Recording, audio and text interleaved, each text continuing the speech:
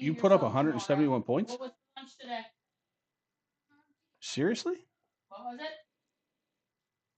Get out of town. All right, we're just about rolling here.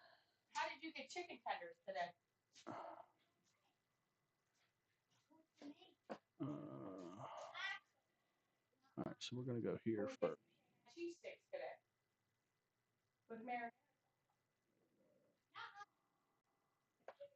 So I picked the games for we're not live just yet. We will be in about 3 minutes. Um,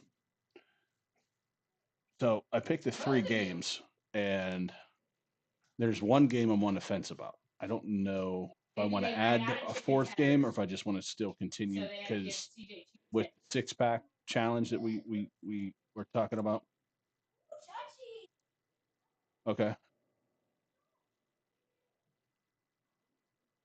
Hmm.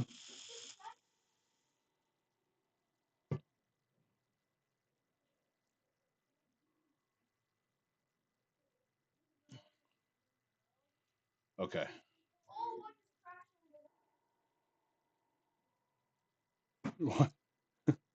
Yeah, because considering the fact that Matt won his game flat out, he won outright. His team won 35-10. So he was 25 points over his score the fifth plus the 15 and a half or so he was 25. Yeah, so it's like he had like 30 and a half points. You had 9.5 plus the 5 because you went, 9 points over on your spread. So it was, yeah, you went 9.5 points over on your win. So you got 5 for the win and 9.5 points for going over the spread. So you had 14.5 points. I lost. My team lost. Like they got 21.5 points, and the final was, yeah, and the final was 38-14. Uh,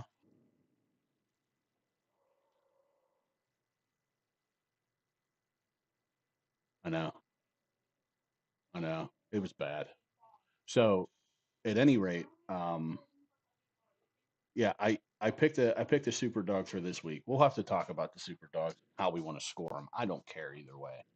Um, but he got like 30.5 points because his team won outright plus the, yeah. So he got 20. I think I gave him 25 points for going over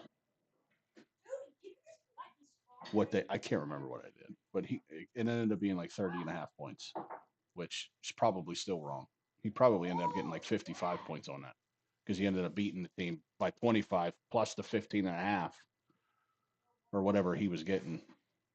But anyway, the one game I'm on the fence about with Saturday, because again, I have top 25 matchups, and they look to be good matchups. Um, but the problem is that there's another high profile game. It would be a lot bigger if Florida didn't lose, but considering Florida at LSU, are you sure? Then what? You're right. Florida, Miami. So yeah, if that wasn't so if it wasn't 1-2 Florida going against 3-0 Miami, because if this is the case and they lost to USF, if Florida lost to USF, Miami's going to beat the brakes off of this team.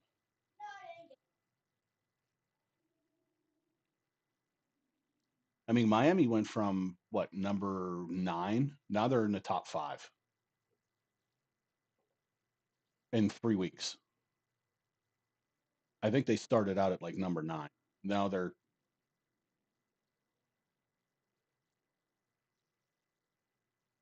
yeah,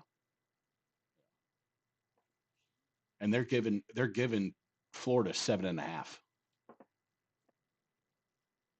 That's what I'm saying. Like, I don't know if we want to. I don't know if we want to ride that train, but it's definitely going to be a game to watch for sure. All right, let's transition here. All right, what's everybody? What's everybody? What's up, everybody? This is Sports Dummies podcast, and we are going over uh, some games from Sunday. We're going to talk about our um, college games. We're going to do some picks. We're going to pick our Thursday game. So we got a stacked slate for you guys tonight. As always, me taking over on the so-called ones and twos with Big Mike joining us. What's up, Mike? How you doing tonight? What's happening? How you doing? I'm What a good, bud. weekend. What a Injury-filled weekend weekend. indeed. Boy, it was not fun being a quarterback, I guess, this week in the NFL. No, Um, we've seen some massive blowouts. We've seen some massive injuries. I mean, we're looking at quite possibly changing the landscape of some teams for the foreseeable future this year. I mean, absolutely. let's take, for example, and we can start here right now. Let's start talking about Joe Burrow and the Cincinnati Bengals. Wow. They're, what now? I hate to toot my own horn over here, but I kind of called this. I said that the Bengals were going to go uh, under 500 this year, and Burrow's going to be out No, at least 3 months, at least minimum 3 months right. with this toe injury that he's going to have surgery on. Yeah, so they're turning to Jake Browning, Right.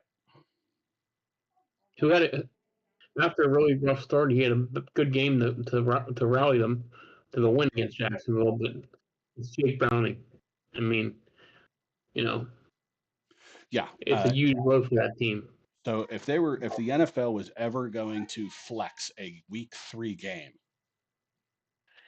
we might as well go ahead and flex Jake Browning going against Carson Wentz Right, in Minnesota right. for taking over for Yeah. JJ in Minnesota. So can we flex this game to like Wednesday at 4 a.m.?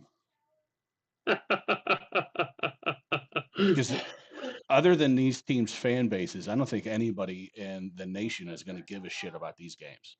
No, I agree. Totally. So, um, yeah, definitely something that we're going to be paying attention to. So, we're going to go over some of these games, and again, like we just talked about with Cincinnati and the Bengals, the they look like they're dead already. Obviously, Burrow is going to be out. We just talked about for at least minimum of 3 months. He's having a surgery on a turf toe that apparently happened on Sunday. That was so. I'm guessing it is so bad that they have to immediately take him to surgery. Yeah, torn ligaments. Yeah, torn ligaments. You know, it's funny. Right. So I don't know if you remember this, probably not, but Jack Lambert retired from the NFL because of turf toe. Okay. Well, then if you think about it too, that was probably in a time where turf toe was probably not figured out yet. You know what I mean? Right. Like It this, wasn't. Yeah, that they was had no probably idea a about brand it. new. Yeah, it was probably a Yeah. brand new injury. I mean, Yep. back then, Jack Lambert in his time era, ACL injuries were the death sentence. You couldn't come back Exactly. from. You couldn't Right. come back from. Right. So, yeah, I can understand that. But yeah, I mean, obviously, it's that bad to where they said, "Hey, you're done for at least 3 months. Well, you got to go." Yeah. You Yeah. know, so on top of that, we have the Washington Commanders and Jaden Daniels, who has a tweaked knee. So it's Right. sounding like he's day to day, and he has obviously he's being monitored closely and everything like that. But he's going to be Right. looking at day to day, which okay. Um, but for a mobile quarterback, that's a huge thing. It is. It is absolutely taking hits like he does. I mean, you know, look at a guy who the injury really didn't matter, but if you're a Bills fan, when Josh Allen got hurt and went out with a bloody nose, Yeah. boy, he missed one play, I think, one series. You were thinking, man, if this is serious, you know. Speaking of But which, luckily for them, did you you see know, did you see the pictures of his nose afterwards? yeah, Oh, yeah, it it's wasn't. horrible, horrible. Mm-hmm. Yeah, So yeah, he was at practice today. Obviously, he was rocking a brand new shield on his helmet. So he's got a nice visor in there, so a clear visor that I saw. So I'm assuming that he's going to be playing week 3 with that visor in. Yeah, Thursday night. Thursday night, right? Right now I'm Yeah. still on week 2, so yeah, we'll move on to that. So yeah, we talked about Washington, we talked about Cincinnati. There's no injuries to talk about here in New York, but over to New York is Cam Scatterbo, the new RB1. So, I think we were all waiting for that shoe to fall. I don't know if we thought it was this early, but I just read a statistic that in the first 2 games, once the Giants got inside the 10, Scatterbo has taken every carry for that team. Right. So it certainly looks like he's taking over as the number 1 back there. Which is ironic because Tracy Jr., I thought he had a great year last year. So did I. I'm kind of shocked. I mean, he still got his touches, but Scatterbo took the majority of the 9 touches. I think. Yeah, that was it. I was going to say, I think Tracy was at, last time I looked at it, Tracy was at 7 and Cam was at 11. Yeah, it was like I think for the game it was like 16 and 9, but snap count wise, I think Scatterbo played almost 60%. So, you're already leaning towards him taking over. And if that's the case, anybody that's out there listening for fantasy updates and fantasy, maybe gems and stuff like that, if you didn't draft Cam Scatterbo, go ahead and go pick him up on the waiver wires and give him a nice little stash, because it sounds like he's going to be your lead back up there in New York. And while we're still in New York, Russell Wilson goes ahead and throws for over 400 yards. Wow, what a game. Yeah. Now, granted, he does it in a losing effort, but nonetheless, I mean, that came down to the wire. Yeah, it was a great game. Yeah, 64 field goal by I thought it was a great game. That was kicker. Wow. The send in the OT, and then, the Cowboys won it. Yep. What a game. Detroit, I guess, is all the way back, 52-21 over Chicago. Blew the doors off of them. Yeah, that was an easy game for them, Yeah. The Rams and the Titans easily as well. Rams 33-19. I just heard that it's ironic we're talking about injuries. We got a head coach with an injury on this one. I just saw that myself. Sean McVay tears his plantar fasciitis and running, I guess running up and down the sidelines on one of their touchdowns or something like that. Right, so right. That's hilarious. New England and Miami. A little bit of a close game here, 33-27. Yeah. Now, closer than we thought. I was going to say, I don't know if the score is indicative on how that game really went. Now, was that garbage time, scores at the end for Miami, or was the game just really that close? I thought how it went. I thought it was actually that close, but let me see. Okay. Actually, Miami had a 27-23 lead in the 4th quarter. So, okay, the Patriots score was 7:06, then another field goal 152. So it came down to the lap to the end, and New England got the stop at the end. So it did come down to, So the Dolphins actually put a fight. Yeah, I guess they kind of did. So I guess that players only meeting in week 1 kind of helped them out. I guess I don't know. Yeah. To me, just sounds like they're dead in the water. But yeah, I still think they are. So I won. I guess I got my defensive touchdown. Do we count that? Yeah, if you had I took New England. Have on defense. I took New England. Yeah, for a defensive touchdown. It was a kickoff return. Yeah, that's it. Yeah, that counts. Okay, that counts. Yeah, good deal. Oh, that's right. Because only 2 scores within like 30 seconds. One was a punt return. One was a Yeah, they traded. Yep. They traded off. Mm-hmm. You missed yours on who is that? Tennessee. Yeah. Yeah. So you missed yours on that one. So, a little bit closer game. San Francisco and New Orleans, game of the duds. Even though San Francisco ended up winning that game, but it sounds like that Mac Jones got into a rhythm on that game, regardless of what the score tells you. Right. I think he threw for 3 touchdowns or something like that. Yeah, 79 yards, 3 touchdowns. I mean, was using Jalen Jennings, had a good game for them. McCaffrey had a nice game receiving and rushing. Yeah. So, and with that schedule, if they get good, decent play out of Mac Jones, they could probably be contenders in that division.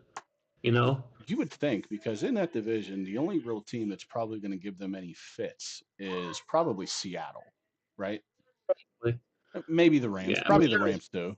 Rams too. So I I guess it's think the between those Rams are three. cream of the crop there, but yeah, but we're banking on Stafford being healthy. If he's healthy, I think the Right. Rams are the best team. If Right. not, we'll see. No. Speaking of the Rams, you gotta love how they're getting everyone involved. Puka Right. Nacua with a rush of 45 yards. Plus, Is Puka he's Nacua unbelievable. the best wide receiver in NFL today right now? He looks like it. He looks like it right now. I would have a hard time arguing that he's not. I think he's top 5. I think, in my opinion, but I think he's up there in the argument for sure. I think Malik Neighbors is in that argument for sure. Yep. And you gotta love Stafford still getting the ball to Adams. Adams had over 100 and touchdown. Yep. So but yeah, he's amazing. It almost seems like those guys for a touchdown parlay or some sort of overage on yardage or receptions or something like that in that that parlay area, it almost looks like that's a lock almost every week, right? I know, it's crazy. It really is. And for all the I know during the draft, Kyron Williams is ranked really high as a running back. Mm-hmm. He really hasn't done much. No. It's been the passing game that's won, and defense. Yeah. Well, defense is one. And that's great considering that they have the reigning defending rookie defensive player of the year, right? Yeah. Okay. Right. So yeah, I mean, hey, build off of what you had last year, and Absolutely. It seems like that they're doing it. So then over to, since we kind of jumped around, but back into New York and Buffalo. Buffalo skated on this one. This game was over pretty much when it started. I think for another big injury to a quarterback. Yeah, well, there's two injuries to quarterbacks here. Okay, because Justin Fields is in concussion protocol. Yeah, he's doubtful this week. So right. Yeah. Right. So yeah. And then obviously we got Josh Allen. We talked about Josh Allen. Yeah. But that game actually was blown out from the beginning. Oh, I think late in the fourth quarter is when the Jets ended up getting a touchdown. But the most of that game, they couldn't move the ball whatsoever, which makes the Steelers look like shit. And in all honesty, worse than even before. Right. Speaking of which, let's get to that game. So the Steelers and Seahawks, 31-17. It was all around a bad game. All three phases sucked. You got to turn your field goals into touchdowns. We can't keep going down, getting in on the plus side of the field and walking away with 3 points. Now, granted, we have the best kicker in the game, but still, we got to turn these field goals into touchdowns if we plan on winning any freaking games again this year. On top of that, I heard from Mike Tomlin say that our dummy of the week, as I'm going to call him, Caleb Johnson, who got that distinction very proudly this week, he says that he's not going to be returning kicks during week 3, which probably a good idea considering the fact that he didn't know the rules. Yeah, it's crazy, man. I mean, I remember when Barry Foster did it, the different scenario, but these guys have had to know this because of the rule change and how they have the new kickoff area where you can't, Right. Come on, I'm sorry. Well, and that's the thing too. To yeah, but that's the thing too. If you're a rookie and you're coming into the league, I understand that you have a lot on your plate. There's absolutely. There's a lot of things for you to learn and understand. But one of those things that you need to learn and understand are the rules of the game. Yeah. We always tend to harp on the wide receivers coming in. Though lately we haven't had to because they've been NFL ready like their junior years in college. Right. So they're pretty much NFL ready their senior year. But with wide receivers, we used to harp on them all the time, not to spike the ball when they got up and they were untouched because that's right? Yeah. You need to get 2 feet in as opposed to 1 foot in as it is in college, right? Now it seems like you need to do a complete and utter rehaul on all of the roles, especially with this kickoff return stuff, because this is all brand new stuff too. Crazy. Yeah. That is the first time in what is it, like 40 years or something like that that the kicking team has recovered a touchdown off of their kick.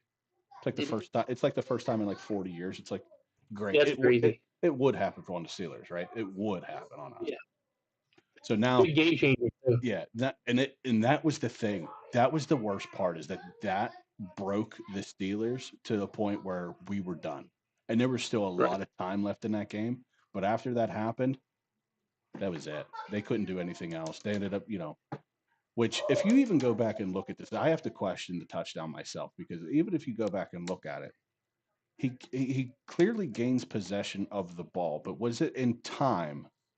Exactly. I totally agree with that. And then when But he see, rolled over with the ball, he kind of threw it. So right. it was like so bang banged. It was like, did we even take enough time to look at this thing to actually find out if it was an actual touchdown? Or we were just like, oh, he got it. That's it. That's gone.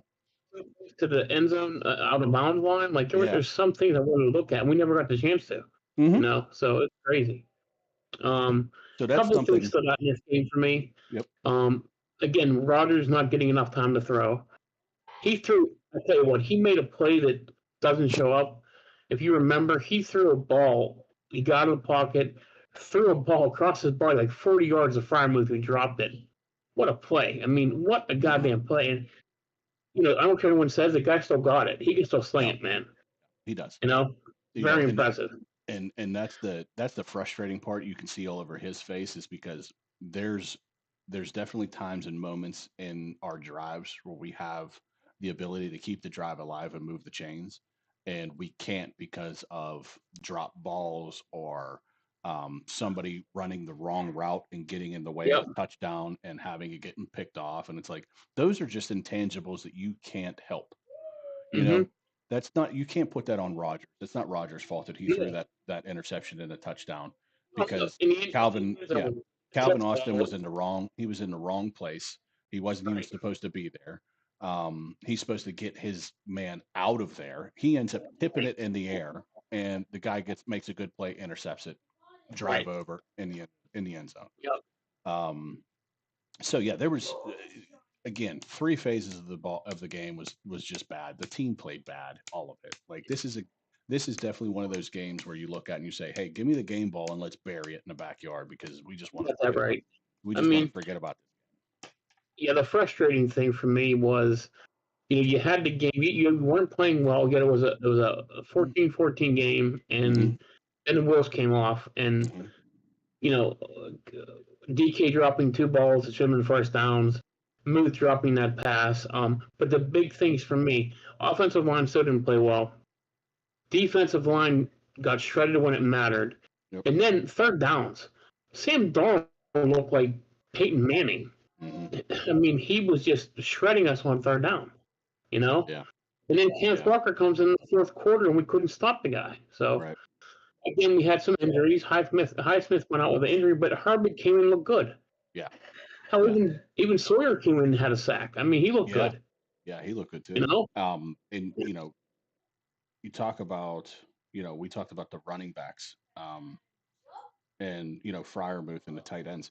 What are we doing here? You pay Jalen Warren, like if that's the case, then this guy needs to get 16 to 18 carries a game. Thank you. Right? Yes. So Yes. on top of that, you have Kenneth Gainwell, who should be getting somewhere in the range of 11 to 15 carries a game as well. Plus, he should be your back out of the backfield, going to catch and pass. Right. And Rogers comes out and he says, oh, that guy's fast. We should get him the ball and space. Well, that's what we've been doing with him. But now's the time where we're paying him like a lead back. He needs to be a lead back. Absolutely, dude. I can't agree more. So, I mean, you hit on that big time. Yeah, we need to figure out what we're doing with our running back. And let's talk about the play calling real quick with Coach Tight End over here, who says we need to bring in Jonnu Smith, and we throw to our tight ends. I think it was 11 times, 5 to Muth, 10 times, 5 to Muth, 4 to Jonnu, and 1 to Washington. 11 times, 10 times, right, to our tight ends. No, I granted, I understand that, we're we're paying a guy $30 million to catch the ball. He shouldn't be dropping those passes. He should be Right. figured more into game planning and everything like that. But in order to get those guys open, we need to take eyes off of them. Throw it to the tight ends Absolutely. and short yardage. They're big guys. Let them go. Get them up the middle of the field. Especially Washington, for crying out loud. They don't call him Mount Washington for nothing. I mean, the guy is six. Exactly. The guy is 6'16". You know what I mean? Like he's enormous. He's Give him giant. Yeah. give him the ball. Put him on a wideout when it's Mm-hmm. when it's first and goal out of the 5, and let him go up and eat. What are Right. we doing? I don't understand that stuff. That just seems like it's too easy not to do it, right? Yeah, absolutely. The mismatches he would cause are ridiculous. Right. And it just seems Yeah. like it's so easy that nobody thinks about it. And I don't understand Mm-hmm. why that. And again, Yeah. talking about Mr. Tight End, where are your tight ends? Why aren't we running 3 tight end sets and running the ball, right? Because you got John, who is he's a big dude. He's a big boy. Right. Yeah. Mount Washington is obviously a mountain of a man. Right. And he can block. He can block. Put him Put him at fullback. Put him at exactly. fullback. Listen, can we end? Speaking of tight ends, can we end the Connor Hayward, please? Oh, we talked about this last week, me and you. Yeah. Get him out of there. Put him on special teams. I don't give a shit. If you want to keep him, keep him. Put him on special teams. I don't care. Yeah. But I'm done with him. I'm done with him. Speaking of done with, I think I'm done with this game too. So one thing that we didn't talk about with before I get into the absolute beating of Cleveland, the one thing we didn't talk about here was Joe Burrow being sacked more than Andrew Luck in his 6-year career. And Andrew stopped at 6 years, and Burrow is still going. He's in his 6th year. And he's getting injured more so than Luck did. The one thing that Burrow hasn't taken that Luck did was the concussions, but he's hurt all the time. Right. Shoulder, leg, knee, now a toe. I mean, right. Damn. Right. So on top of that, that brings me into their offensive line. What are you guys doing? You paid this guy $42 million, or whatever it was, a year to throw the ball in your offense, to be the focal point in your offense. And you can't gather a line in his career, not even this year, his career, that has ranked in the bottom 27 or 26 consistently since he's been your starting quarterback. It's baffling. I don't understand that either. So there's your formula for losing and never making it anywhere, is the fact that give me a shitty line with an awesome quarterback, 2 wide receivers that are, the best in the game, and a great running back. But don't worry about my offensive line. They'll figure it out. Right. What do you mean? Don't you do that? Yeah. They've ranked consistently in the bottom, more than the bottom half, the bottom 4th of the league. I mean, I think that the highest that they've ranked out of the 6 years was 26th. Still unacceptable. Yeah, it is totally. So yeah, that was the last point I needed to make on that one before we go ahead and move on completely. So Cleveland and Baltimore, we don't really need to talk about this too much, except for one thing, other than the fact that the Ravens smoked them 41-17. But here's a little tidbit that came out that I thought was interesting. The Ravens planned on drafting Shador in the 5th round. He didn't want them to draft him. He said, "Don't draft me because I'm not going to sit behind Lamar." To me, that's a mentality thing, an immature thing. It just shows you what kind of guy you're getting. Well, for sure, he was obviously he wasn't going to play at all. Right. So he's going to take his chances and go somewhere else. Which, okay, I can kind of get where you're coming from, but in the same spot, you're going to learn from an MVP. Thank you. Super Bowl caliber quarterback. Yeah. And instead, you went to Cleveland to learn off of Deshaun Watson? Because remember, Joey Flacco wasn't there. Right, great guy to learn off of. Okay. And then on top of that, you're not even the first quarterback that Well, you were the second. The Browns took. You were the second quarterback that the Browns took. And then you're so far down on the depth chart, I'm surprised they're drafting or they're dressing you for the games. Mine too. Yeah. You know what I mean? Yep. And then so technically, he was on top first. of Yeah. He was first on that. Yeah. And then on top of this, the Cleveland Browns got smoked so bad, they took Flacco out. And who did they put in? Dylan Gabriel. Yeah. Dylan Gabriel. Yeah. Not Shador. Right. Well, from what I've been reading, I think Matt's on it last week. There's been a lot of rumors with Miami involved about them wanting Shador. Honestly, from Cleveland, I get what I can for him. If I can recoup that 5th-round pick, why not? You know, I would at least get your pick back. You know, absolutely. What I mean? You know, yeah. So what's the worst that would come of this? You would trade Shador for exactly the pick that you drafted him at, 6th round at 100 and whatever it is, 45th or whatever the hell it was. Because Miami's going to be atrocious this year, so why not do it? Yeah. You know, yeah. I mean, well, and here's the other thing though. You still have a healthy Tua, so I don't understand why the drafting or the trading of Shador would come into play for Miami. Yeah, you know what? I question that myself, especially since they put some money into Zach Wilson to be a backup. Right. You know, it just shows you the Dolphins aren't in it to win it this year. I think they're looking, but I mean, the GM's trying to save face, I think, and try to put something in place for the future under Tua in case another injury happens. You know.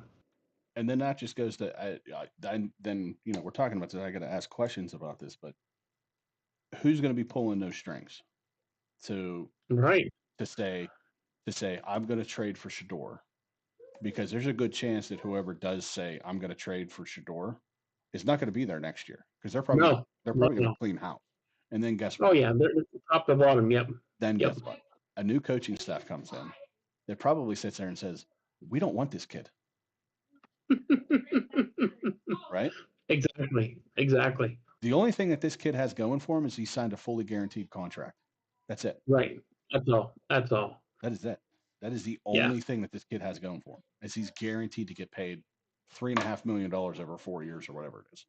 Yeah, I think they're in a lose-lose situation in Miami because they signed him before Tua, before these, you know, career-ending possible injuries that he gets with a concussion. Mm-hmm. So no one's going to trade for the guy, Tua. You know, and Tyreek, he doesn't want to be there. Jalen Waddle comes to play, A-Chain comes to play, but again, another team just you're going to have New Orleans, Miami, maybe Carolina, all vying for the number 1 spot. You know, I'm probably missing someone there.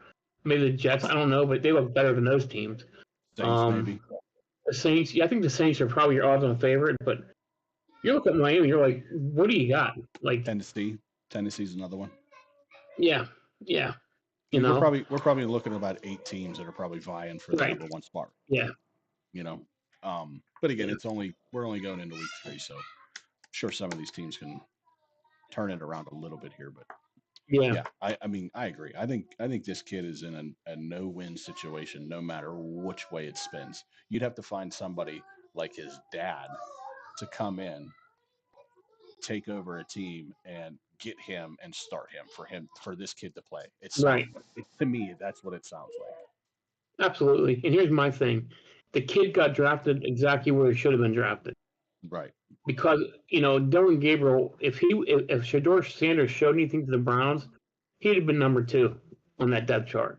Mm-hmm. You know, Gabriel went in, the Browns aren't blinking an eye. You know, so which is also crazy too, because when you look at Dylan Gabriel's career compared to Shador Sanders' career, I mean, you had Dylan Gabriel, who was in Oregon, who had the perfect season up until they got until the Rose Bowl when Ohio Right. State murdered him. But even before then, when he was at Oklahoma, he was great in Oklahoma. Yep. And then you got Shador Sanders, who was at Jackson State, and then he goes Yeah. to Colorado with his dad. Yep. It's not like they had some crazy run or anything like that. They No. barely did anything when they got to Colorado. Right. He won 4 games and he won 7 games. Like, he won 11 games. So, he won 11 games in 2 years. Like, okay, that's nice. So Right. what? Right, and that's the part about it too is the first year he gets to well, let's back up. Jackson State, they won the HBCU championship, right? Yeah, they did. Okay. Yes, they did. So Yeah. he won the HBCU championship down in Jackson State. Okay, great, but again, you're not at the level that you were when you went to Colorado in HBCU. Right. Okay. Right. Talent pool is way different. So good for you. You had success. But then you come to the big leagues up into FF, The Big 12, yeah. Yeah, the FBS 1A. Right. Okay, so you get up here and your first season you go what? 4-6, 4-10, something like that, or 4 and Yeah.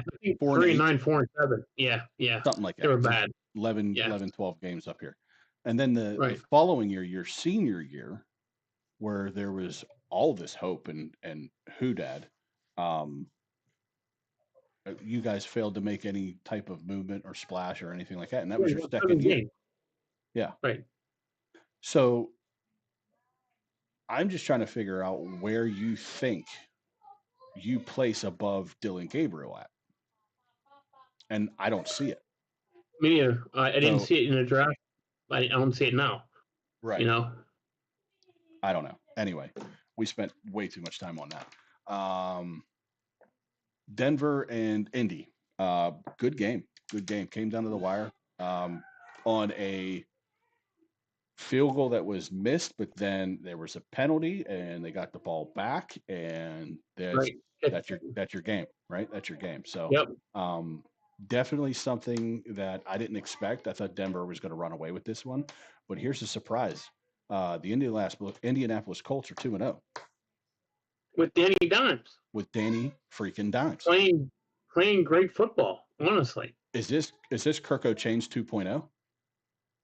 it sounds like it. Honestly, it's crazy. Right.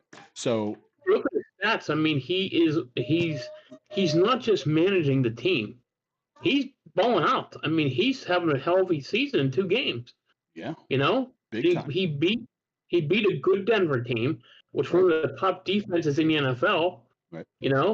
Right. He won week 1. He destroyed Miami. It wasn't even a game.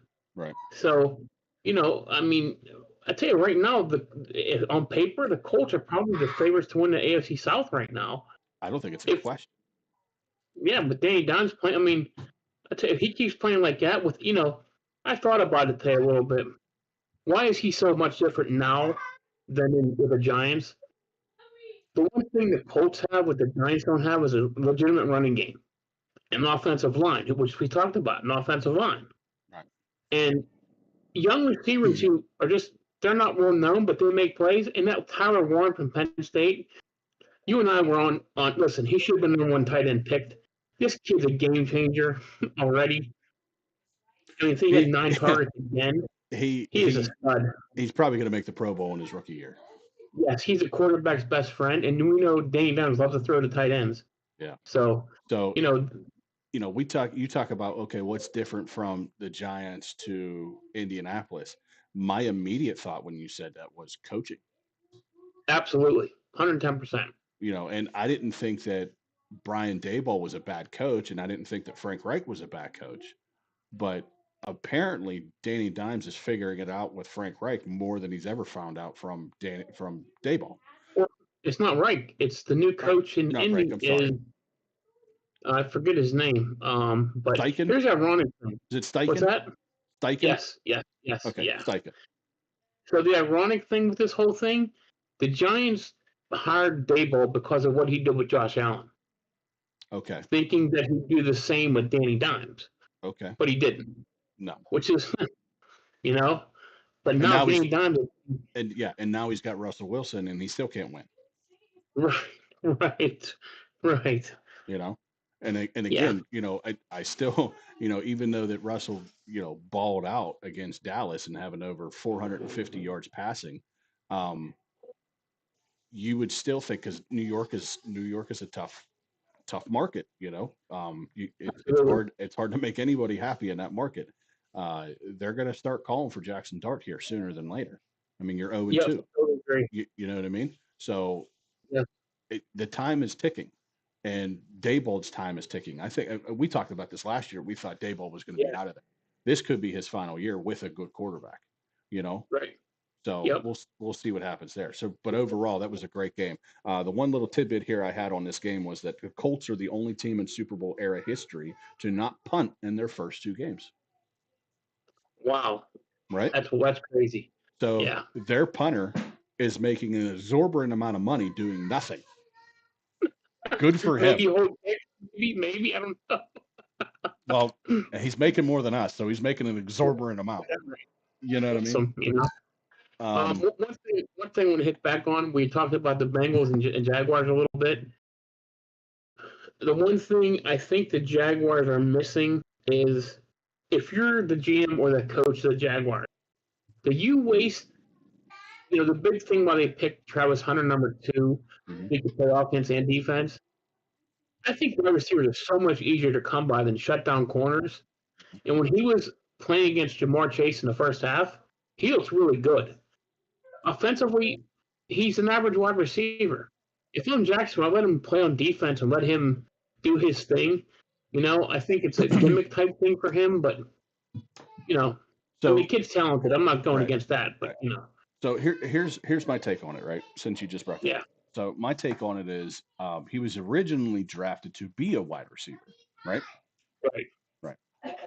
So at this point, you traded Tank away because this other kid that you have is apparently better than him. That's sat behind ETN. So you have ETN and this rookie that's sitting there, and you dealt away Tank. Okay, so you think that you have your running back figured out. Great. Okay. You drafted him to be a wide receiver because again, you wanted him to play on offense. He's a dynamic player in your eyes, so you wanted all that dynamic ability to be on the offensive side of the ball. It's great. Um, who's their other wide receivers? It's Brian Thomas, right? Brian Thomas, yeah. Right. And I don't know who the other one is. Probably I couldn't Travis. tell you. Probably Travis Hunter. Yeah, right. So my thing is what here's how I would solve this problem. What side of the ball needs the most help? Is it the defensive side of the ball or is it the offensive side of the ball? If it's the defensive side of the ball, then it's no question you put him on the defense. If it's the offensive side of the ball, again, no question you put him on the offense. But here's the thing too: if you're putting him on offense, you better get the ball to him. That should be your first look on every play, right? He should be getting anywhere between 9 to 11 targets a game, right? Right. On defense, they're gonna take him out of the game, but not throw into his side if he's that dynamic of a D-back. Mm-hmm.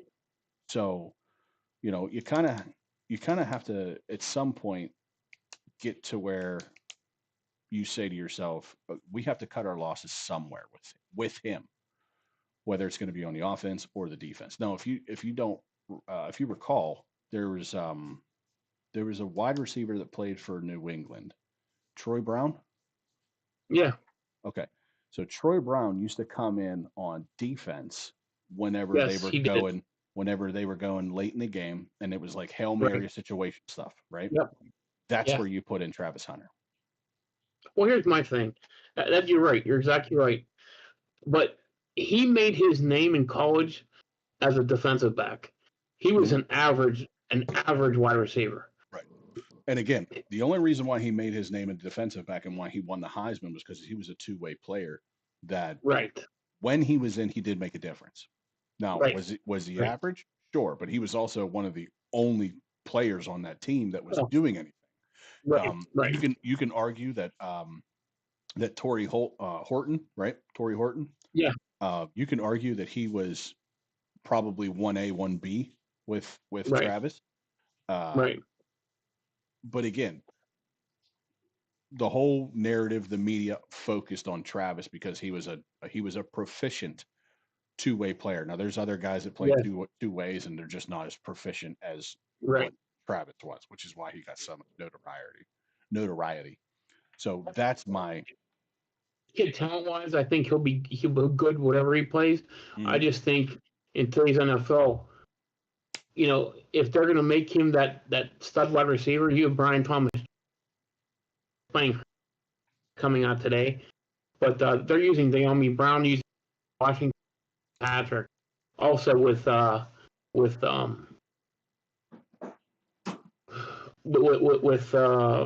this kid. So I get they need to spread the ball around. Plus, they're using strength that, but at some point they have to sit down and say what benefit. And I yeah, just think that's on the defensive end for you know. yeah. This just popped into my head before we move on. Yeah, Let's go. Let's briefly, real brief, because again, we don't need to spend a lot of time on it. Briefly go back to the dumpster fire that is the Miami Dolphins, and what in the what in the hell is going on with Darren Waller and Mike McDaniels coming out and saying, "Well, if he can go, we'd love to have him, but we're not going to waste our time." It's basically right. what he said. What the Mm-hmm. hell? So you trade for this guy who was retired, Well, they or signed him. they bring him Yeah, out of retirement. right, So long story short, they bring him out of retirement to try to replace John New, who they traded away, right, and then this guy can't play. right, This is probably the whole reason why he retired in the first place, and you're trying to right, get him to play, and he can't. right. So Yeah, I how? was. If that's the Yeah, case, how did he pass a physical to sign a contract? yeah. Doesn't make. I was thinking that today when I heard it on the way home. They're saying this hip is so bad right now. He might not play. He So might what not are play you at all. doing? He's Right. probably So going to. why I would you? mean, yeah. I don't know. So why Again, would you throw in Jonu to us for nothing? yeah, Basically, basically. which makes no sense. Well, in that case, it sounds like they're trying to do what they can to save face at some Yep. point to get draft picks and this and that and to try to build up and rebuild and all this other Right. stuff, which it almost looks like it's writing on the wall that McDaniels is gone after this year. I think. Yeah. You know, Listen, I see. I don't see them at all yeah, winning Thursday night. So yeah. you I mean, know, it sounds like that they have a nice Ferrari in their garage that they're going to strip down for spare parts, right? mm-hmm. At the end of the day, because they're again, we talked about this too. They're talking about getting rid of Tyreek Hill, that he's on the block. Mike McDaniels is probably getting fired in the middle of this year, if not at the end of this year. At the Right. end of this year, if not the middle of this year. But yeah, so yeah, again, dumpster fire all the way around. Oh, real quick. My buddy called me today from Florida. My buddy Brian. He said there was Minka on the block already. There was what? Like that Minka was on the block already. There's no way. They Like just what? got him. They just I got him. know. I know. That's what I'm saying. Like I'm hearing. So if You know. that's the case, we have to honestly think about their cap space. If that's the case, right? Are they over their cap? Are they getting close to over their cap? Are they The situation is, but why would you trade right? someone who you just traded for and try to, and who's still a good player? When he told me he heard his name, he almost fell over. He's a Steeler fan, but he was the sports Yeah. star down in Florida. I mean, I was like, what? right, if that's the He said, case, then they're doing anything that they can to get value for whoever they have in order to get a good draft. That's what it sounds like. So yeah, yeah. yeah, All right. Carolina, Arizona. Arizona wins this one. Again, it looks like Carolina is just a bad team again. We had hope, but I guess the only hope that they had was in Adam Thielen, and he's gone now. So right. there's that game. Yeah, they lost two defensive starters on a defense that isn't good anyway. So then the one of the bigger hyped games was the Super Bowl rematch, Philadelphia and Kansas City. So Super Bowl rematch games where the Super Bowl winner repeats is now 8-4 or 8-3, 9-3, 9-3. Yeah, it was 8-3 in 11 games. So yeah, so if you're betting if these games come up, bet the Super Bowl winner. That's what I did. So this game was only this game was basically a pick 'em, point and a half. Philly wins by 3, so it covers. Moving on to the Sunday night game. Minnesota and Atlanta. Two little fun tidbits about this. Obviously, we talked about McCarthy. He's out 2 to 4 weeks at least. Carson Wentz is going to come in and play um, and start that next game. But Atlanta, because their kicker missed last week's field goal, they benched him for this game. And it turns out that was the person that they needed to win this game. Now this this game seemed to be over anyway. It was 22-6 was the final. But they benched their kicker Koo, and they bring in this Parker Romo, and he ends up kicking every field goal, wins the game, all field goal game, wins the game, right? Gets the game ball, one of the game balls at the end of the Sunday night broadcast there. So it was funny. And meets his teammates. Right.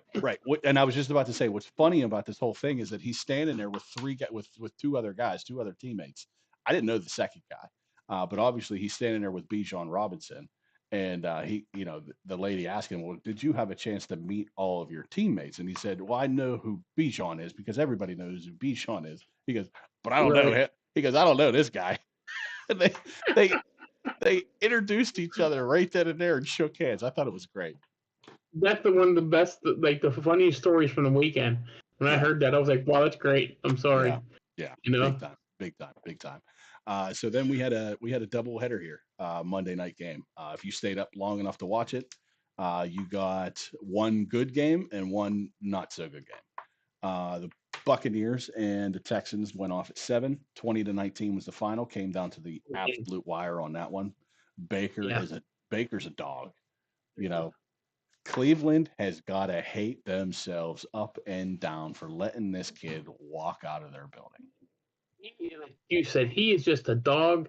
He's a dog. Tell you what, he has a good repertoire now with Ibuka already. I told you. Yep. It's looking like it. Man. Looking like my prediction is coming true with. It's good as a running back. Yep. And then Rachaad White comes in and I know gets a game.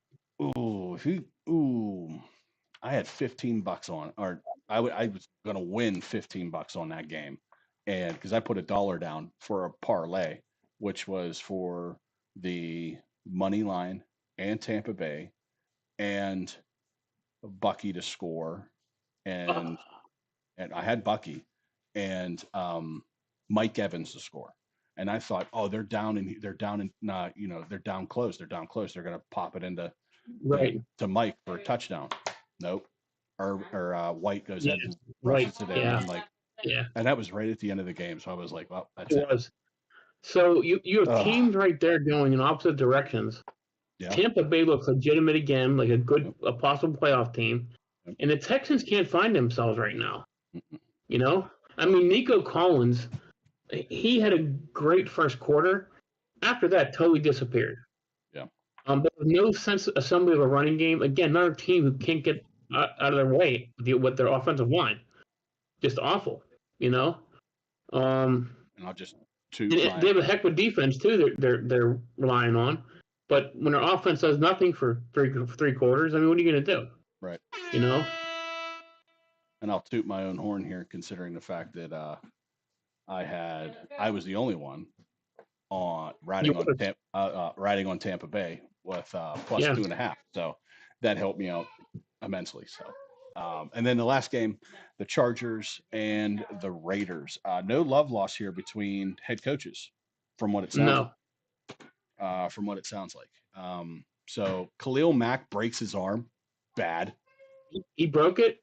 I'm almost positive it's broken. If he didn't break it, it's a definite dislocation of his elbow. It was ugly.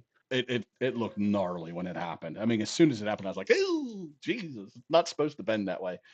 But yeah, immediately he's out of the game. They put a sling on him. He comes back. He sits there for the rest of the game. I'm assuming that they'll do further X-rays and everything like that. They probably already did them today, so I'm sure there's an update out there somewhere about him. But Pete Carroll has, even though that the Raiders lost this game and it wasn't a great game on Monday night, 20-9 was the final. We all went with the Raiders, which I don't know how that happened. I don't know. I don't know why Justin Herbert looks like an MVP candidate right now. I don't know why we weren't riding with the Chargers. My only assumption of why we didn't ride with the Chargers is because they were coming off of a long week in Belize. That's what I thought. And not Belize, Brazil. So right. That's the only reason why we didn't ride with them. Still though, again, it's one of the this is going to be another one. Until you show me that you can't win, I'm going to ride with you into the end. Right. Right. The Chargers seem to be that team. They do. Other than them losing pretty horrifically on Monday night, Pete Carroll seems to have this team locked in. And what I mean by that, when I say that, even though that they lost, it's kind of almost contradictory. But Pete Carroll was brought in and got everybody bought into the program in the preseason, from what I'm understanding, because he came in and he put his foot through a whiteboard and knocked it down, and everybody went bananas in the meeting room. So he started off his meeting by putting his foot through a whiteboard, and everybody went bananas. And so I think that they're going to fight for him, but when you're going up against a buzzsaw like the Chargers are starting to be, then you might be able to find success against other teams, but not this team, not in your division. Right. Right. Your division looks to be pretty locked up right now. And again, it looks like Kansas City is going to take a step back, and it looks like the Chargers could possibly win this division this year. Yeah. Right. Yeah. We've constantly talked about how Kansas City has taken a step back in their defense, especially. Right. It's still looking like that is the case. Now, granted, they still have Patrick Mahomes and they still have Andy Reid, but that's only going to get you so far. Yeah. So the weird thing about them losing to the Eagles is competitive game, but A.J. Brown and Devontae Smith did nothing for the Eagles game whatsoever. Well, but they couldn't stop Barkley. They couldn't stop Barkley. And if that's the case, why would you throw it? Right. Right. What do we say all the time? If it ain't broke, don't fix it. Right. Right. So if the running game isn't getting stopped, yeah. I'm going to save it till Friday because I know both of you guys' opinion. It's just a play. I'm sorry. I'll tell you what it's about. It's about the total. I gotta have a rant about it. I'm sorry. Are you for I'm over it? You're against it. Oh yeah. Okay. Just because I saw 3 teams running on Sunday, and all 3 times the offensive line was off a legal procedure. They moved their, and the refs weren't calling it. Okay. So here's how I see it. I'm for it because of this reason. Everybody has tapes on it. There's no secret. You can go watch a broadcast and see how everybody lines up. Okay. And if you don't have your own personal film of the tush push. Everyone does it, yeah. Everyone does it. The fact is that it's coming. You can't stop it. And everybody can duplicate it, but they can't because they suck at it. That's why I love it, because it's not a secret. It's out in the open. This is it. Yeah. My whole thing is, I want to watch a rugby game. I'm going to watch rugby. Well, and that's exactly where this play came from. Was rugby. Right. Was the scrums. Yeah, it is. But nobody can stop it. You can't stop it, and you can't duplicate it. Right. That's why I love it. Yeah, not a fan. Saw it in college games. Saw it this week in NFL like 3 times. I was like, man. But see, that's why I love it so much, is that everybody tries to do it and they can't. It just goes to show you the execution of it. The execution of it is flawless. Well, it is and it isn't, though. That's my problem. Like, if you're going to call offsides on defense, call a false start on offense, because 2 out of the 3 times that it succeeds, that's like the Seahawks did it against us. Their left tackle moved early. The Eagles did it against the Chiefs twice. The first time, the guy in the backfield who was the back move. So it's like, if you're going to call it, you better call it down the middle, because I don't mind you running the play, but you got to start calling these Okay. legal procedures Well, on offense. Then that sounds like you don't have a problem with the play. You have a problem with officiating. I have a problem with both because I don't care for the play whatsoever. It's not football to me; it's rugby. But officially, definitely. What are you talking about? Yeah. It's not. How are you thinking it's not football? It's smash mouth football. Listen. Line up your best against my best, and let's see who wins. Credit because they mastered it, but it's just like I don't think the Steelers could do it because they're too dumb. Well, no shit, they can't do it. They can't even hold. They can't even pass block for 5 seconds. Of course, they couldn't run a tush push. Right.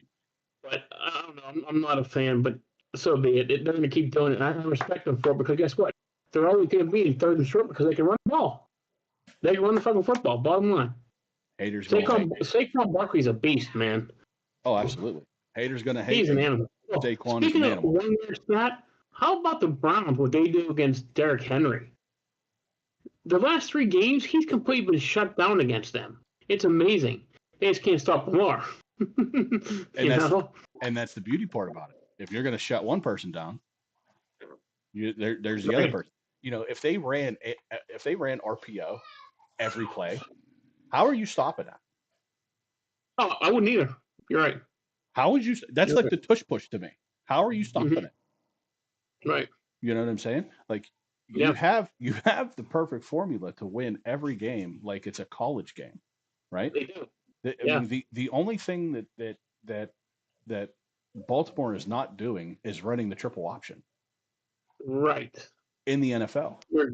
Because if you give it to Derek, he's going to just put you through a meat grinder.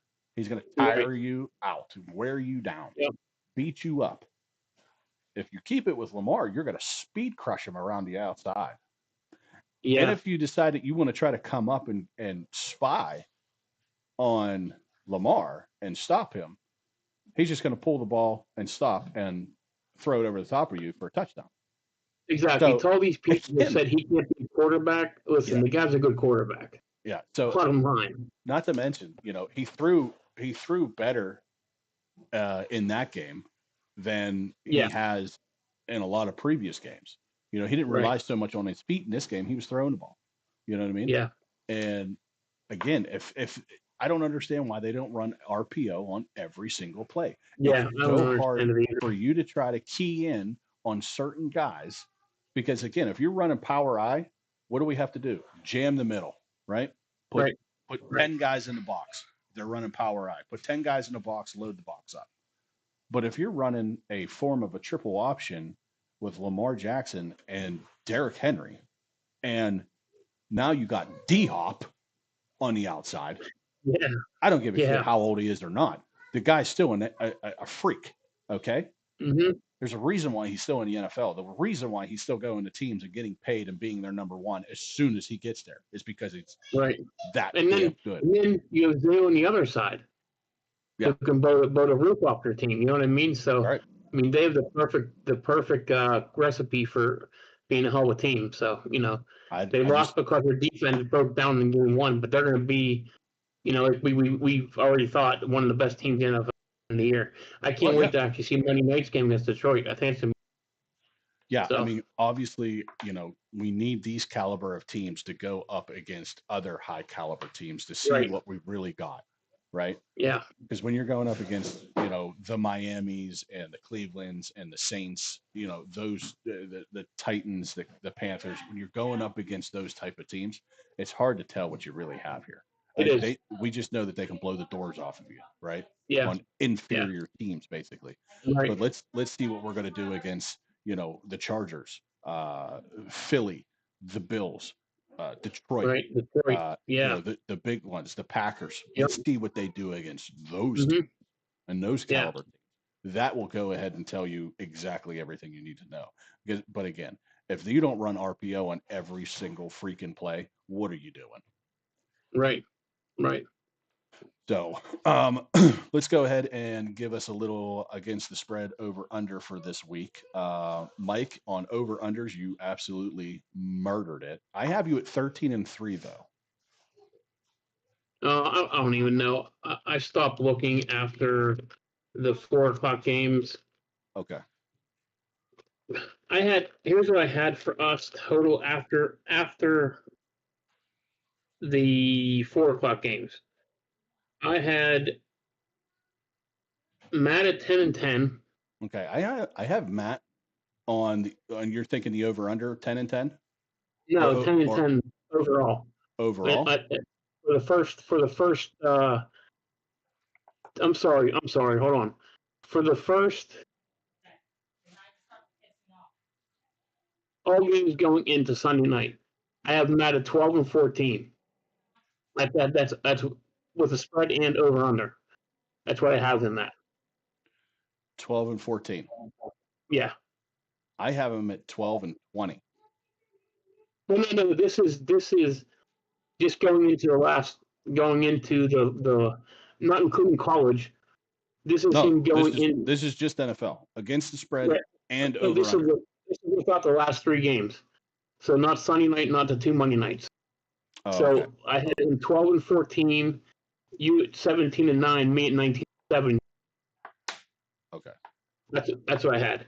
And then overall, after everything's said and done, I had Matt at 14 and 18. You and I both at 21-11. I have us both at 20 and 12.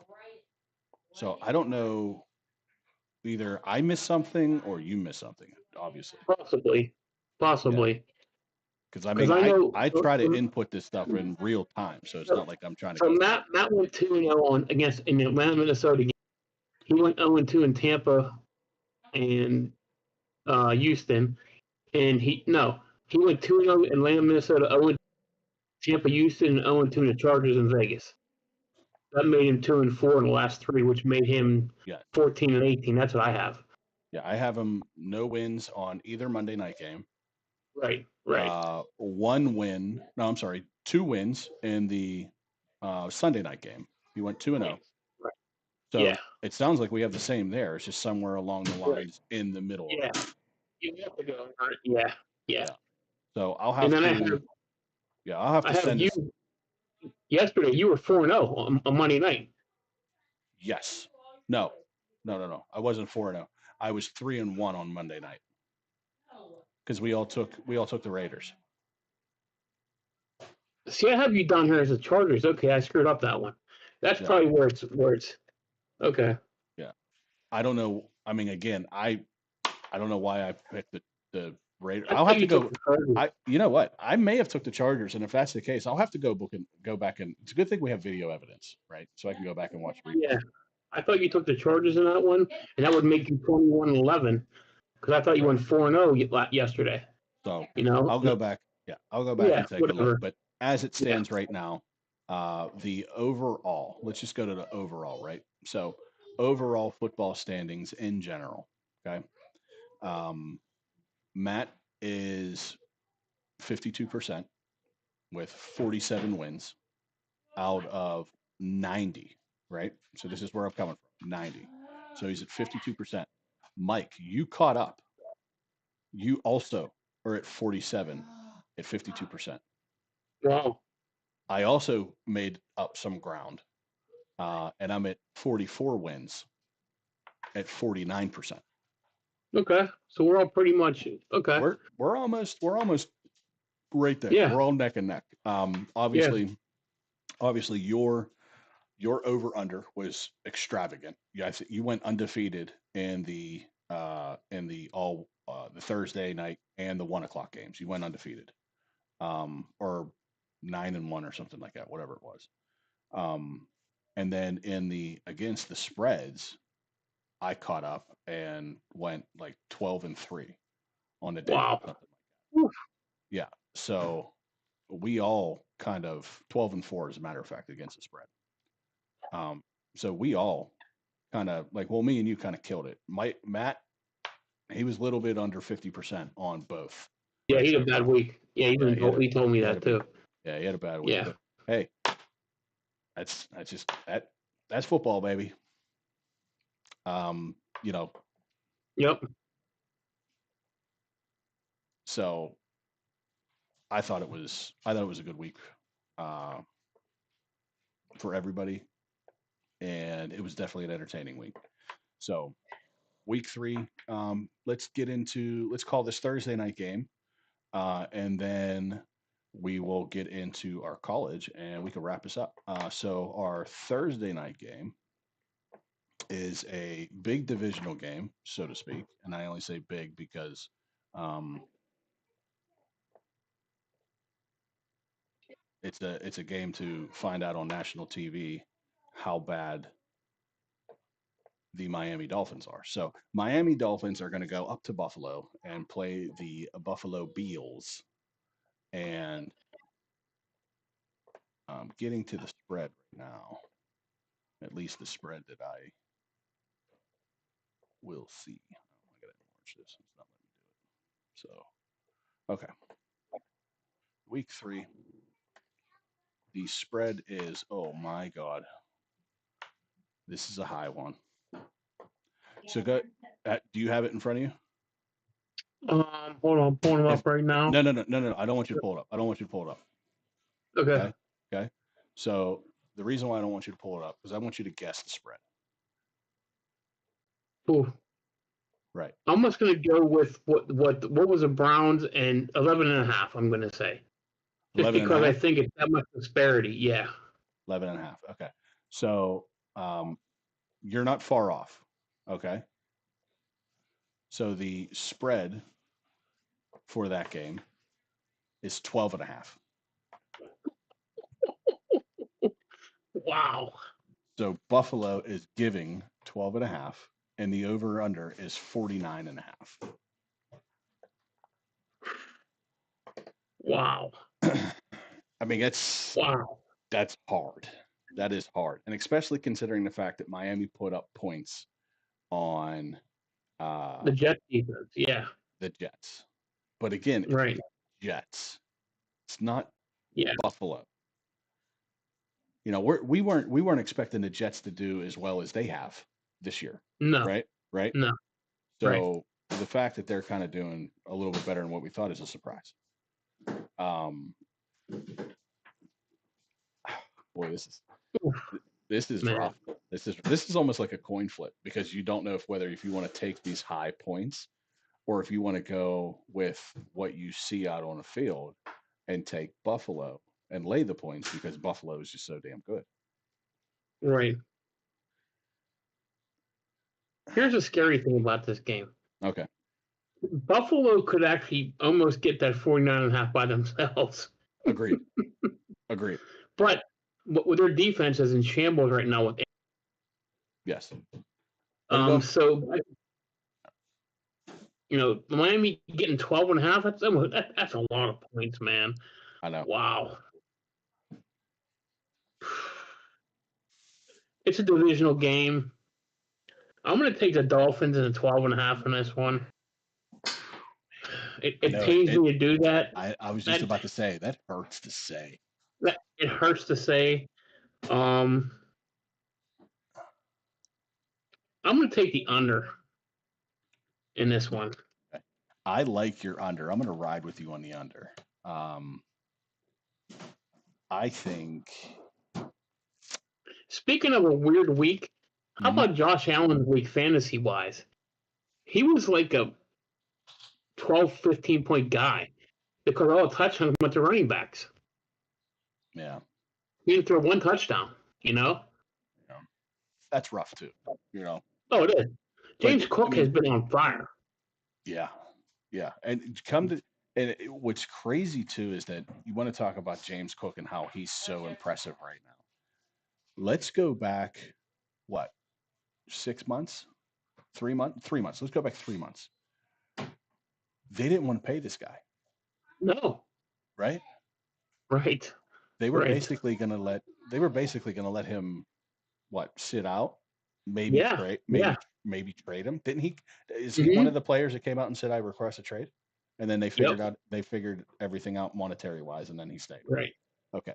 So I wasn't wrong thinking that. But yeah, I mean, we're talking about a team that almost lost one of the most important pieces of their offense. I'm not saying Right. but of Right. their offense, which includes their running back, um, this could be a completely different team as we're looking at right now. Oh, listen, they have no other, and they lost their backup, not Roy Johnson, but the other guy, Ty.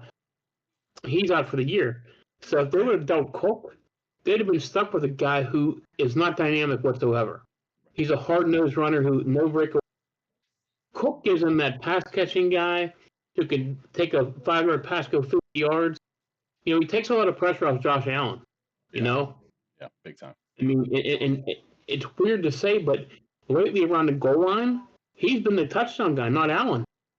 He had 16 last year. He's on pace for at least that this year.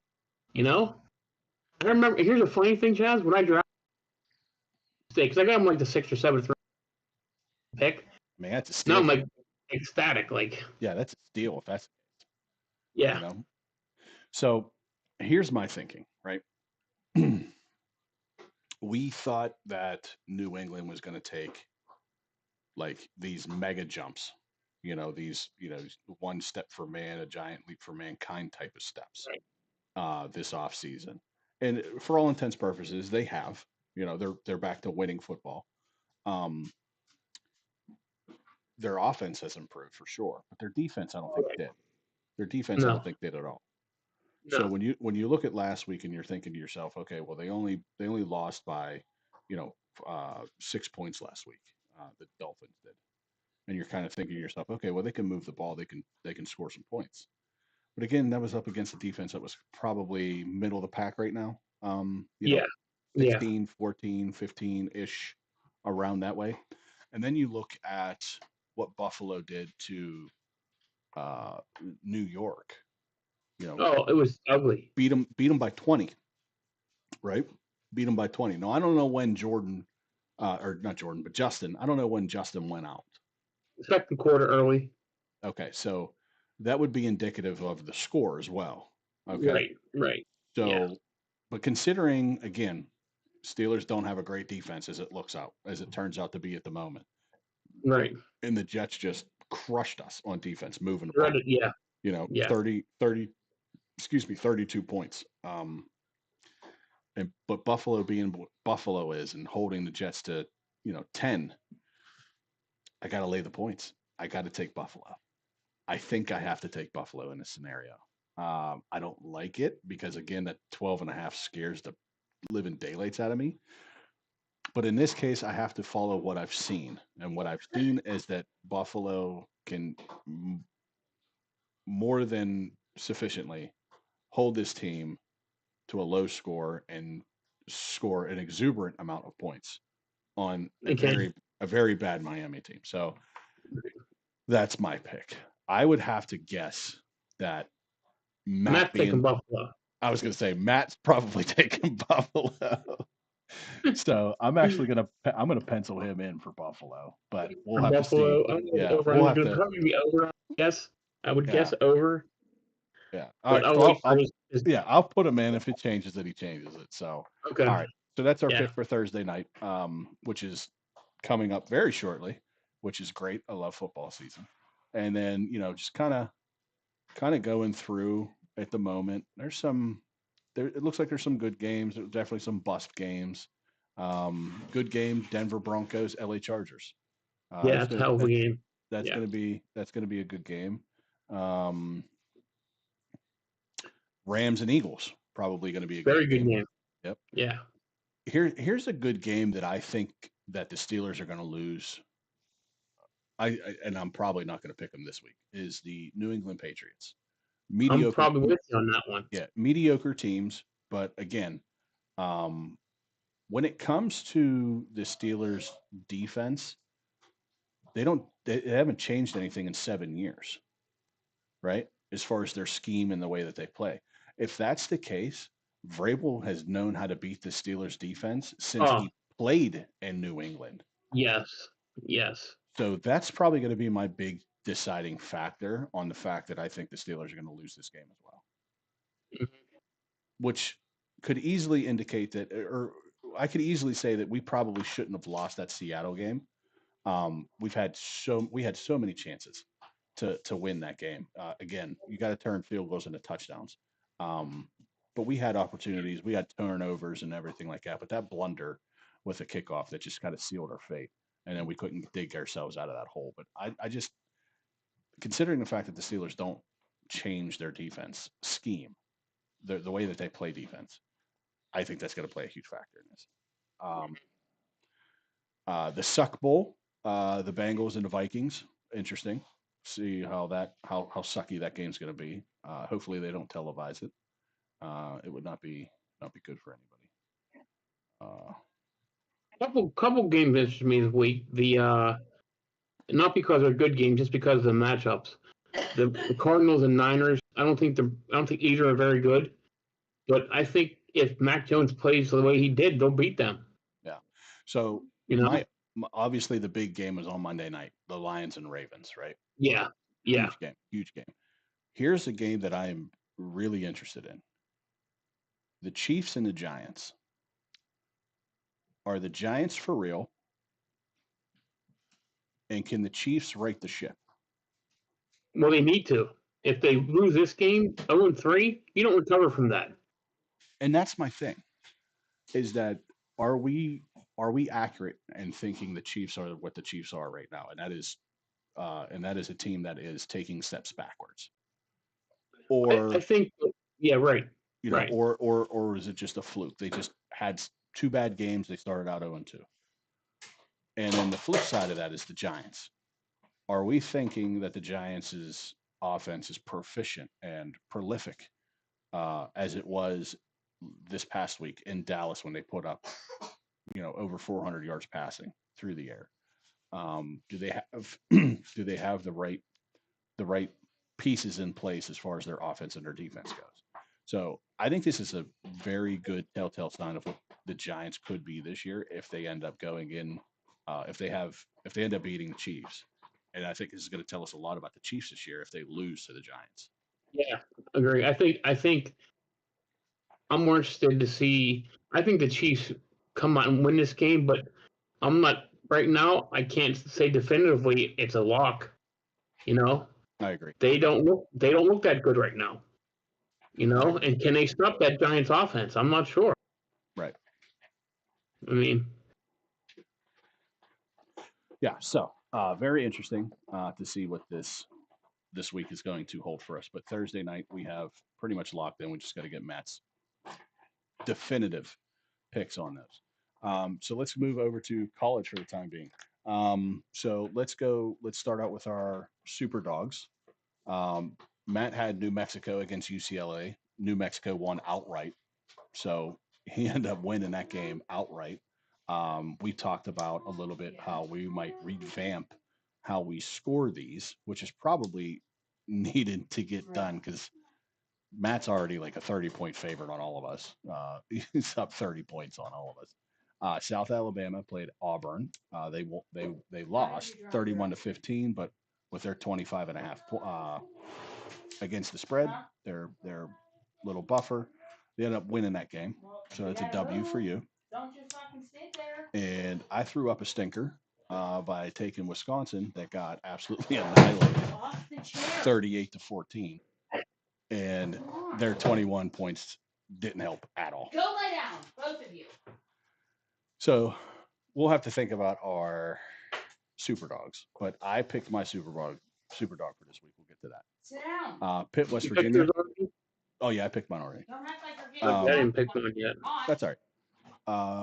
Pitt and West Virginia, we had a special 4-game pack, so an 8-pack. Pitt, West Virginia. Pitt sucks, just like I thought they would. I picked West Virginia. Yeah, you were the only one to pick West Virginia. I should have, but I took the points. Or actually, I laid the points, as a matter of fact. Don't know why I did that. Georgia and Tennessee turns out to be an instant classic, 44-41. So that game, Tennessee lost. Georgia didn't win. Okay. I don't know if you saw the ending. So Tennessee lines up with 1 second left, and the guy's a 28-yard field goal, a extra point. and he not only shanks it, but he shanks it wide right, and it would have barely made it over the crossbar. Horrible. Wow. So Tennessee loses the toss, gets the ball in overtime. They have the same exact kick in overtime. He makes it. I'm like, and David Jones scored a touchdown, game over. Yeah. You know? But again, you know what? They give a 14-point lead in the so, Yeah. you know. Yeah, can't be doing stuff like that, especially at this juncture, especially when every game in college counts. I mean, Yeah, you know, absolutely. a lot of times, you know, you hear people say that, you know, the NFL really starts after Thanksgiving, but Right. college starts as soon as it's week 1. It starts, and if you Right. lose, that's easily a dismissal Yep. from the college football Yep. program. So we'll see what happens to Tennessee. But it will be interesting to see. USF, which I had higher hopes for, went into Miami, and Miami just dog walked them, 49-12. Yeah. Not even a contest there, and No. and they were getting 17.5, and they still couldn't cover it. That's what I went. And then probably the game of the week or the game of the weekend, Texas A&M and Notre Dame, and Texas A&M comes out on top on that one, 41-40. A last second touchdown to lead them. Yeah, the Irish fall to 0-2, which is pretty much Freeman's MO. Right? Mm-hmm. Other than last year, this guy always opens up the season 0-2. Right, always. So the only thing that's saving Notre Dame is that they're nationally televised every weekend. Right. And what sucks with them is if they win 10 straight or 9 straight, or they could get a bid into the national title game. Yeah, I mean to the playoff because of Notre Dame. Right. You know. Exactly. So it kind of sucks. Yeah. Yeah. Yeah. So those are the picks, or those were the games that we went. Matt went 5-3 overall. Mike, against the spread, you were undefeated, 4-0. And then you went 2-2 on your over-unders. So you went 6-2. Not bad. No. Not bad. I had a great week. Not bad at all. And then my picks, I had a terrible weekend in college. I went 1 for 5. You had a bad week, yeah. 1 for 7. 1 for 7. I'm sorry. Went 1 for 7. Yeah. Ouch is right. Ouch is right. So college overall standings, Matt is 56%, 15 wins. You are 48%, 13 wins. And I am a measly 30% with 8 wins. Bad. Yeah. Bad deal. I mean, just my over-unders in college, I am 2-11. Oh, damn. Right. 2-11. Like, I can't sustain that. Like, I gotta. No. Heck, if you were 6-5, it would make a difference, you know? Like, yeah. No, I'm at 7%. So, having some freezing issues right now on this screen. So that's why I am. So do you have any ideas for your super dog? My super dog? If you don't, it's fine. I was just curious. I haven't yet. Okay. I just looked at a few games. There's not a lot of. There's a few interesting games, but like nothing jumps off the screen at me right now. So I'll tell you mine. Maybe it might give you some inspiration. Mine is South Carolina going against number 23 Missouri. Okay. That was mine too. Okay. But we have to wait on this for this reason. Okay. Their quarterback's out. Okay. That's probably why South Carolina is getting 13.5. Yeah, it went from 3 to 11.5 in 2 nights. Yeah. So tomorrow they're going to announce if he's playing or not because he has a concussion. Okay. So Yeah. we'll keep an eye on this to see if this changes or not. If this goes under 10, then obviously I'm going to go find something Yeah, different. because that's the one I had circled. But then Okay. I looked at it this afternoon. That he's in concussion protocol. Tomorrow's the day when they're going to make a decision if he's going to be able to play or not. And if he does, that line's going to move dramatically. Right. So at this moment, I'm taking South Carolina. So we'll see if that changes. Right. That would have been my pick too, to be honest with you.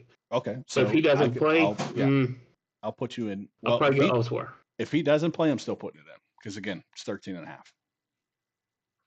I think the team around this quarterback can probably help him out enough to get within 13.5. I'm hoping. So we'll see about that. Yeah, because I have one other game that if the quarterback doesn't play, another game. I like Temple getting 23.5 against Georgia. I think Georgia Tech's riding that wave, but we'll see. Georgia Tech kind of looks for real. By the way, talking about 0-2 football teams, Clemson with 2 losses already. Yeah, it's going to be interesting. The ACC sucks right now, except for Florida State. Yeah, they're horrible, except for Miami. And Miami, yeah. I keep forgetting Miami. Yeah. So yeah, it's going to be interesting. Let's go over we can go over these games and then we can call it a night here. The first game I have is number 17 Texas Tech going into number 16 Utah, and the Utes are giving 3.5 to Texas Tech, and the over under is set at 58.5.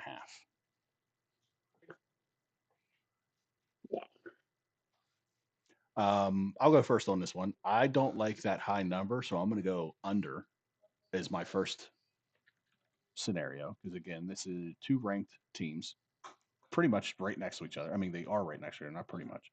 But the 3.5, they're saying that this is going to be a high-scoring, tight game, is what I'm looking at. What I think I'm seeing in this. I think it's going to be a tight game, not a high-scoring game, not as loose. So I like the 3.5. I just don't know if I like giving or taking with Utah and Texas Tech. I'll tell you what, Texas Tech. I like the Utes in this one. Give me the Utes. Utah? Yep, I'm going to take the Utes. So you're going Utah on the under? Yes. Okay. I am going the opposite way. I'm going Texas Tech in this one. Okay. I don't know if you know what they're famous for this year. Most money given out in NIL, over $200 million in NIL they paid their players this year. But they're only ranked 17th. Yeah. It shows you money doesn't buy you a championship. I'm taking Texas Tech in the under too. I think the defense are going to play some. It's going to be lower than 58.5. So. Because I promise you're going to bed. Okay, so moving on. The next game is a 3:30 game. That was a noon game. So 3:30 game is going to be one to watch. Auburn 22 going into number 11. Oklahoma again makes our list this session. So Oklahoma is going to give Auburn 6.5, and the over under is set at 49.5. Go ahead, Mike. You can start this one. Oh man, that's a tough one. Let me see. Let's see. Auburn 49.5, Oklahoma 6.5 at home. I think I'm taking Oklahoma in this game. Okay.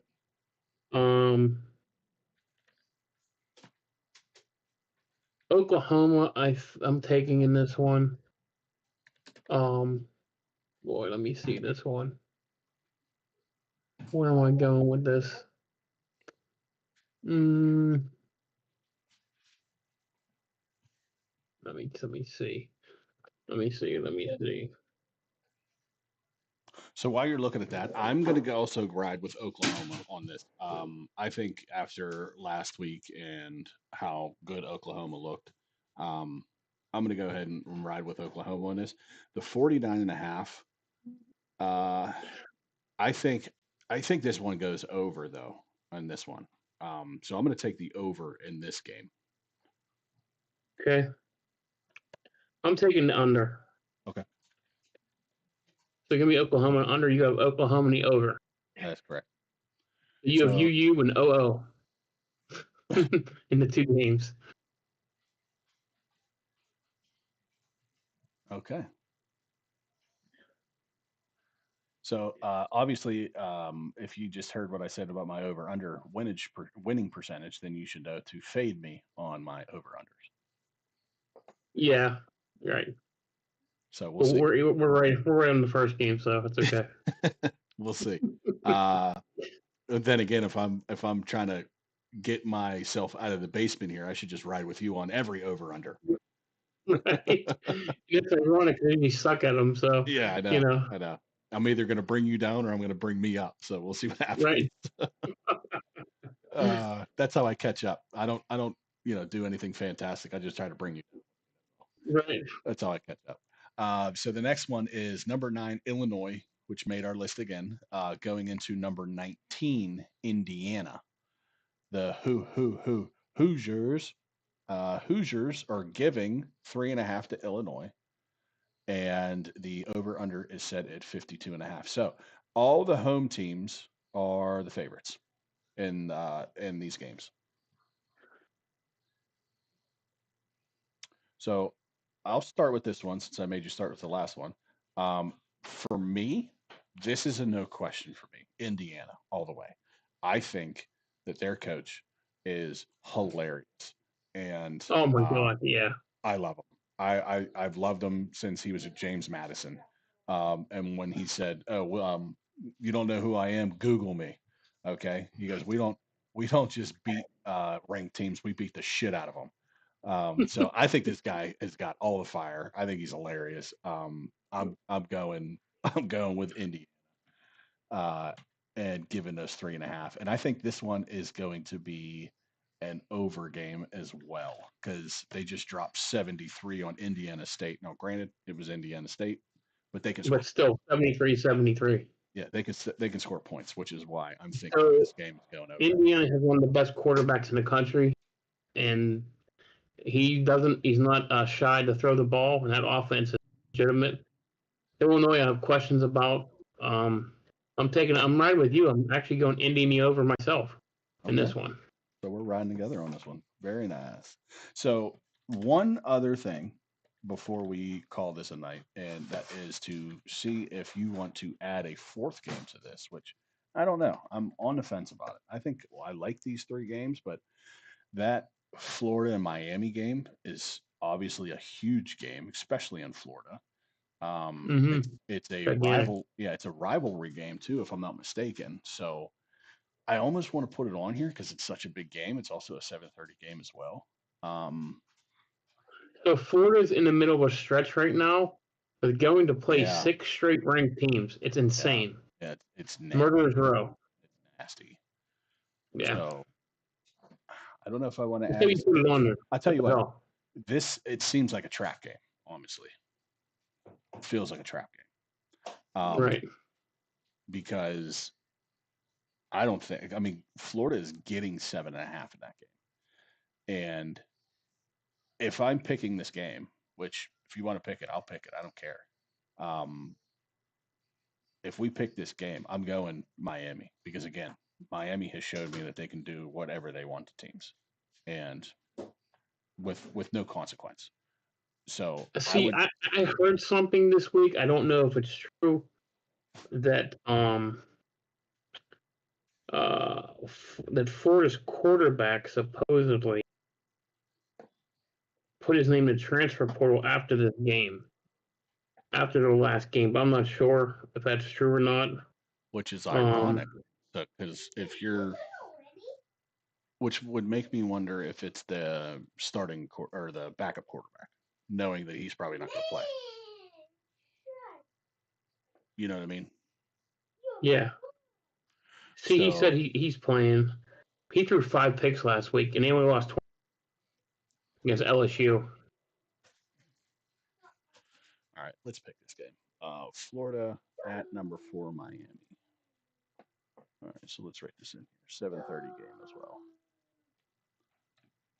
Who's been pretty impressive? Carson Beck at Yes. Miami. Well, again, ends up being the guy in Georgia, Yeah, and for whatever reason decided he wanted a fresh start. right. So by the sounds of it, it could be a relationship issue with Kirby Smart. Right. If that's the case, if that's what we're reading into. So 51.5, Miami is given 7.5.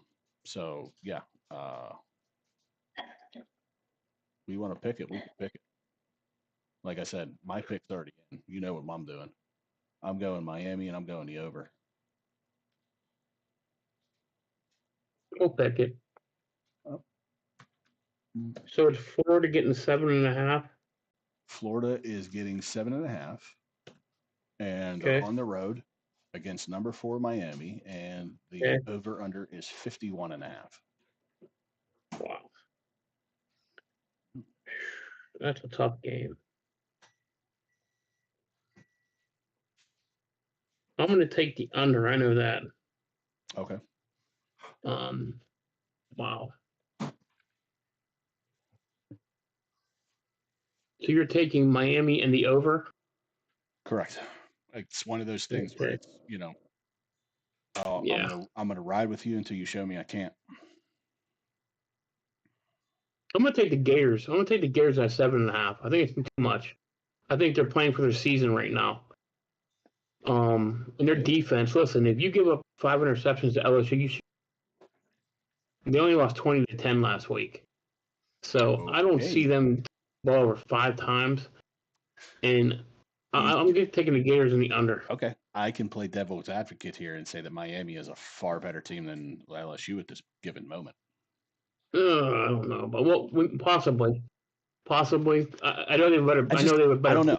I don't know. I mean, I'm shaky on Nussmeier.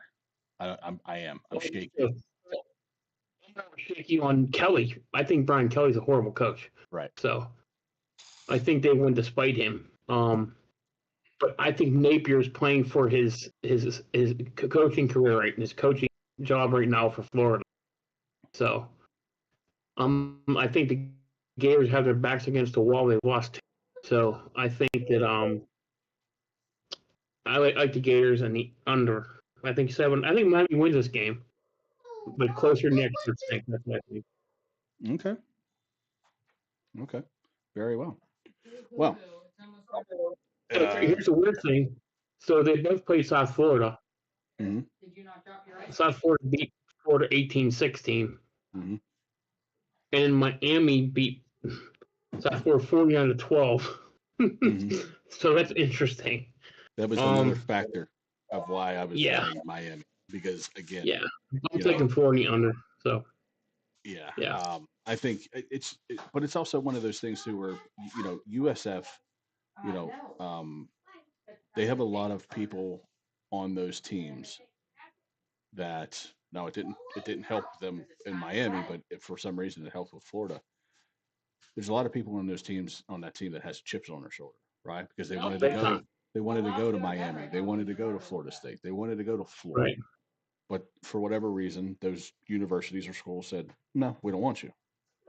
And they go to UCF or USF, whichever one of the UCF. Yeah, USF and UCF get the 3rd, 4th, 5th guys that Miami, Florida, and Florida State aren't recruiting. Right. In that state. So I think that is what motivated them to beat Florida, but didn't motivate them enough in order to beat Miami. No. Yeah. So. Yeah. Don't ask me. Sounds good. Yeah. So we will get Mike's or Matt's picks on what we just did tonight, and then we'll go on from there. And then we have a full show coming up on Friday, and we will see everybody back here on Friday when we talk about all NFL, do slight recap of the Thursday night game, and we will get into the full slate of what's coming up on the Finish the weekend. rest of that So drink because you didn't we'll see go everybody in there, on the go next brush your show, teeth, 9 and then you go to p.m. bed. on Friday. And Friday, brother. everybody have a good night. We'll talk to you guys Everybody, take care. later, bud. See ya. All right, not bad.